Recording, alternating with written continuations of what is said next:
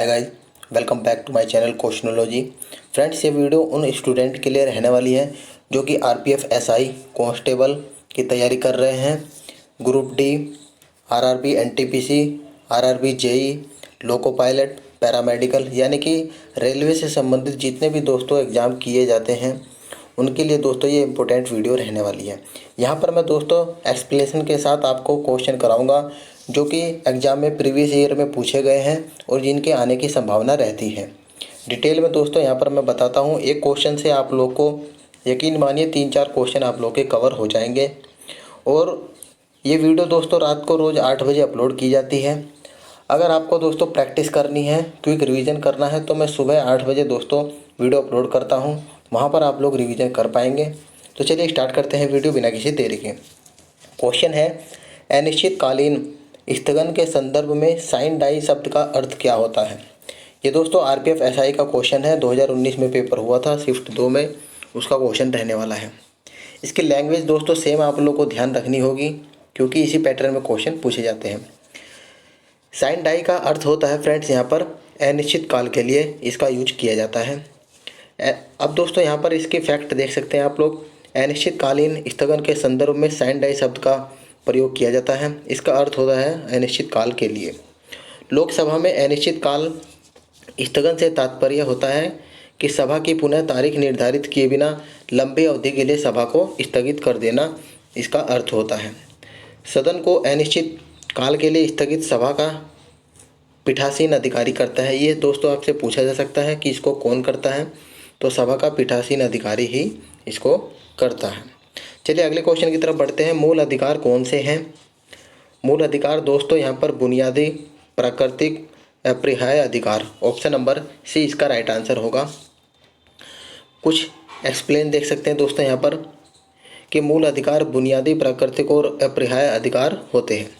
मूल अधिकार को दोस्तों कहाँ से लिया गया है, अमेरिका के संविधान से लिया गया है, जो कि आर्टिकल 12 से 35 में बताया गया है। मूल अधिकार पाना भारत में प्रत्येक नागरिक का अधिकार होता है दोस्तों, जिसे बिना किसी भेदभाव के नागरिकता को प्रदत्त किया जाता है, बिना भेदभाव के। संविधान में वर्णित भाग 3 को भारत का मैग्ना कार्टा के रूप में दोस्तों संदर्भित किया जाता है। पूछा जा सकता है कि कौन से भाग को दोस्तों मैग्ना कार्टा कहा जाता है, तो भाग 3 को मैग्ना कार्टा कहा जाता है। नेक्स्ट क्वेश्चन, लोकसभा में सदस्यों की अधिकतम संख्या कितनी होती है, तो ऑप्शन नंबर बी 552 लोकसभा में सबसे अधिकतम संख्या होती है।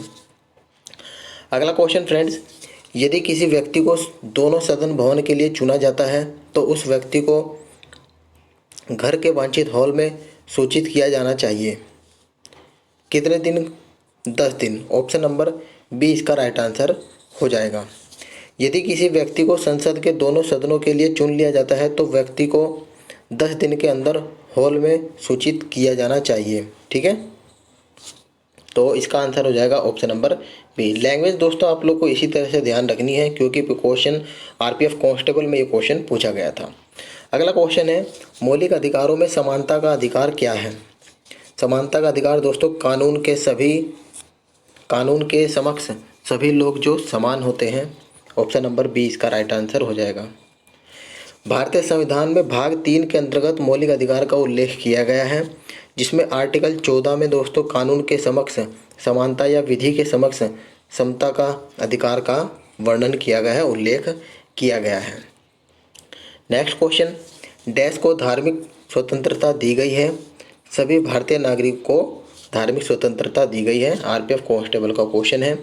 कुछ फैक्ट देख लेते हैं कि भारतीय संविधान में मूल अधिकारों के अंतर्गत अनुच्छेद 25 से 28 तक धार्मिक स्वतंत्रता के विषय में उल्लेख किया गया है।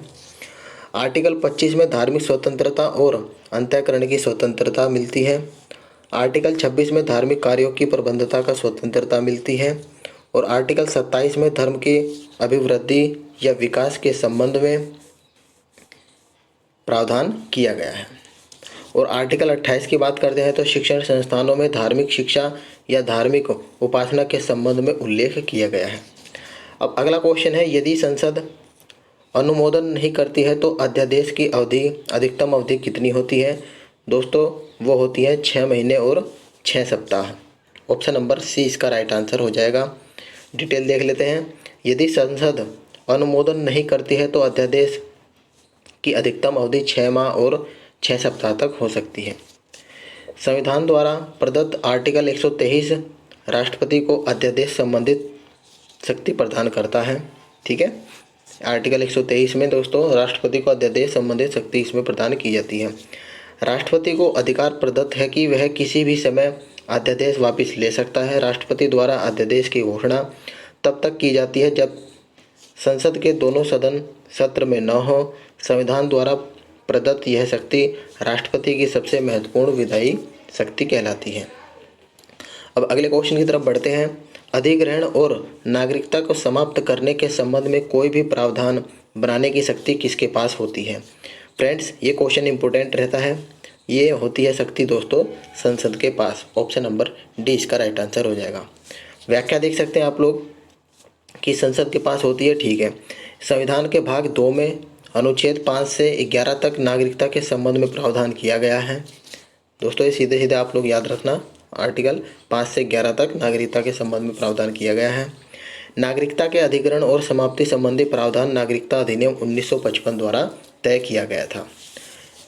मंत्रिमंडल एक छोटी कार्यकारी निकाय है जिसमें भारत का प्रधानमंत्री और कैबिनेट मंत्री शामिल होता है।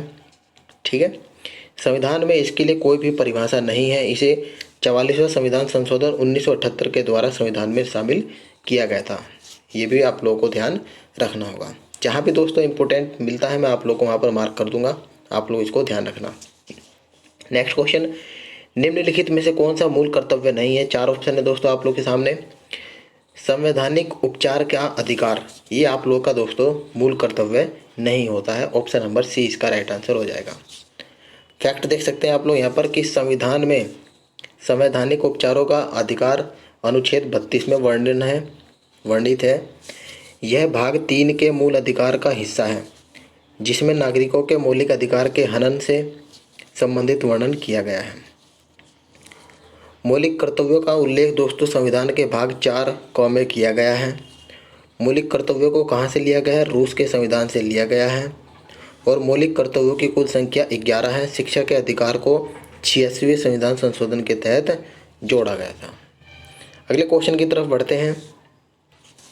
संसद के दोनों सदनों के संयुक्त बैठक की अध्यक्षता कौन करता है? ऑप्शन नंबर सी इसका राइट आंसर होगा। लोकसभा का अध्यक्ष संसद के दोनों सदनों की संयुक्त बैठक दोस्तों करता है। नेक्स्ट क्वेश्चन, संविधान में दी गई राज्य व्यवस्था की संघीय संरचना से संबंधित प्रावधान को किसके द्वारा संशोधित किया जा सकता है? इंपॉर्टेंट क्वेश्चन रहता है दोस्तों, आरपीएफ एसआई का ये क्वेश्चन है। ये दोस्तों राज्यसभा के आधे सदस्यों की सहमति के साथ संसद में विशेष बहुमत के द्वारा किया जाता है। कुछ फैक्ट देख सकते हैं दोस्तों इसमें कि भारतीय संविधान में वर्णित राज्य व्यवस्था की संघीय संरचना से संबंधित प्रावधान को राज्यसभा के आधे सदस्यों की सहमति के साथ संसद के विशेष बहुमत के आधार पर संशोधित किया जा सकता है। भारतीय संविधान में संघीय व्यवस्था का प्रावधान कनाडा के संविधान से लिया गया है। आप लोग को ये ध्यान रखना होगा। भारतीय संघीय व्यवस्था का संरक्षक भारत का सर्वोच्च न्यायालय होता है। ठीक है, जो कि इसकी देखरेख करता है। अगला क्वेश्चन है कि प्रधानमंत्री सहित अन्य सभी मंत्री समूह सामूहिक रूप से डैश के प्रति उत्तरदायी होते हैं। वे किसके प्रति उत्तरदायी होते हैं दोस्तों? लोकसभा के प्रति उत्तरदायी होते हैं प्रधानमंत्री और उनके सभी मंत्री। ठीक है, फैक्ट देख सकते हैं आप लोग कि संविधान में वर्णित आर्टिकल 75(3) के अनुसार मंत्रिपरिषद, जिसमें प्रधानमंत्री और अन्य सभी मंत्री आते हैं, सामूहिक रूप से लोकसभा का उत्तरदायित्व करते हैं। सामान्यतः मंत्रियों को 3 श्रेणी में दोस्तों डिवाइड किया गया है। कैबिनेट मंत्री, राज्य मंत्री, उपमंत्री, जिनकी नियुक्ति दोस्तों भारत के राष्ट्रपति द्वारा की जाती है। ये पूछा जा सकता है आप लोगों से। आर्टिकल 74 में दोस्तों क्या कहा है? राष्ट्रपति की सहायता और सलाह के लिए एक मंत्रिपरिषद होगा, आर्टिकल 74 में बोला गया है। राजनीतिक पार्टी से तात्पर्य ऐसी लोकतांत्रिक व्यवस्था से है जो चुनाव लड़ना, संविधान बनाना तथा सरकार के गठन और संचालन में अत्यंत महत्वपूर्ण भूमिका निभाते हैं। अब अगले क्वेश्चन की तरफ बढ़ते हैं। निम्नलिखित में से कौन अतिरिक्त क्षेत्रीय कानून बना सकता है? तो दोस्तों संसद ही वो जगह है जहाँ पर अतिरिक्त क्षेत्रीय कानून बनाया जा सकता है। ऑप्शन नंबर ए इसका राइट आंसर होगा। कुछ फैक्ट देखिए आप लोग यहाँ पर कि भारतीय संविधान के अनुसार आर्टिकल 245(2) के अंतर्गत संसद को अतिरिक्त क्षेत्रीय कानून बनाने की शक्ति दी गई है। संसद को अधिकार है कि वह ऐसे कानून बना सके जो भारत या भारत के किसी क्षेत्र पर लागू हो सके। गृह मंत्री क्या होता है कि गृह मंत्री संघीय कैबिनेट के वरिष्ठतम पदों में से एक है, जिसका दायित्व भारत के आंतरिक सुरक्षा से संबंधित विषयों का पालन करना होता है। गृह मंत्री गृह मंत्रालय का दोस्तों हेड होता है। ठीक है, चलिए अगले क्वेश्चन की तरफ बढ़ते हैं। लोकसभा के वर्तमान अध्यक्ष, ये दोस्तों अगला क्वेश्चन देख लेते हैं हम लोग कि संविधान के अनुच्छेद 15 में किसी भी नागरिक के डैश के आधार पर भेदभाव का निषेध उल्लेख किया गया है। ये दोस्तों धर्म के आधार पर, जाति, लिंग व जन्म स्थान के आधार पर भेदभाव में निषेध का उल्लेख किया गया है। ऑप्शन नंबर डी इसका राइट आंसर होने वाला है। भारतीय संविधान के भाग 3 में मौलिक अधिकारों का उल्लेख किया गया है, जिसके तहत आर्टिकल 15 में किसी भी नागरिक को लिंग, धर्म, जाति, जन्म स्थान के आधार पर भेदभाव नहीं किया जाएगा। ऑप्शन नंबर डी इसका राइट आंसर होने वाला है। अगला क्वेश्चन है कि भारतीय संसद में प्रधानमंत्री की नियुक्ति संसद के किस सदन द्वारा की जाती है।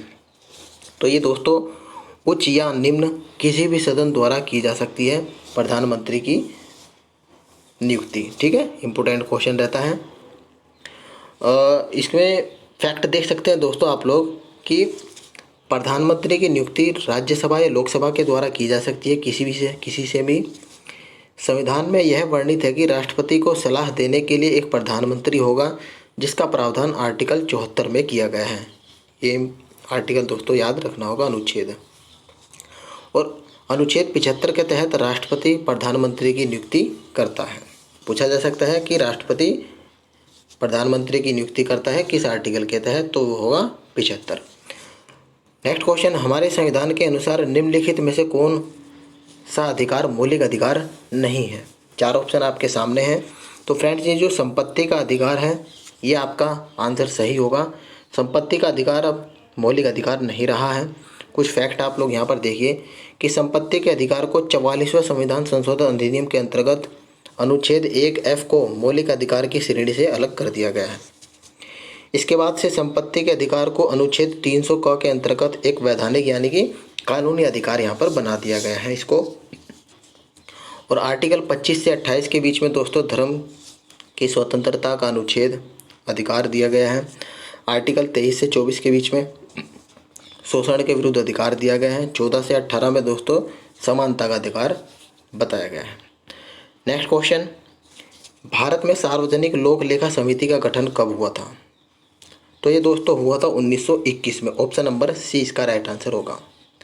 पूछेगा कि दोस्तों इसमें सदस्य कितने होते हैं, तो लोक लेखा समिति में 22 सदस्य होते हैं, जिसमें 15 सदस्य लोकसभा से और 7 सदस्य राज्यसभा से होते हैं। इम्पोर्टेंट बन जाता है। इसके सदस्यों का चुनाव एकल संक्रमणीय मत पद्धति के आधार पर किया जाता है। ये भी दोस्तों इम्पोर्टेंट रहता है।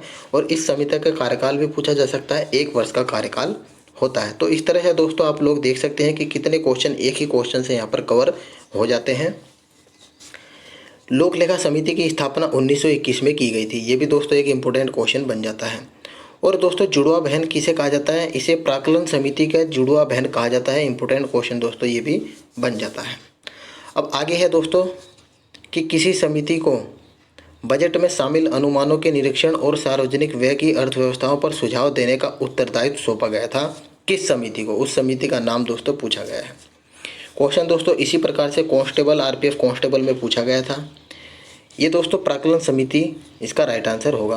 प्राक्कलन समिति को बजट में शामिल अनुमानों के निरीक्षण और सार्वजनिक व्यय की अर्थव्यवस्था पर सुझाव देने का उत्तरदायित्व सौंपा गया था। इसमें दोस्तों टोटल 30 सदस्य होते हैं। सभी सदस्यों का चुनाव लोकसभा से किया जाता है। इम्पोर्टेंट रहता है। तो इस तरह से दोस्तों मैंने आप लोगों को लगभग 20 क्वेश्चन कराए। ये नाम के 20 क्वेश्चन है, लेकिन दोस्तों इसके अंतर्गत आप लोग को कम से कम 60 क्वेश्चन कवर हो गए होंगे। वीडियो इन्फॉर्मेटिव लगी हो तो अपने फ्रेंड्स सर्कल में शेयर करना, वीडियो को लाइक करना। मिलते हैं आपको नेक्स्ट वीडियो में, तब तक के लिए धन्यवाद फ्रेंड्स।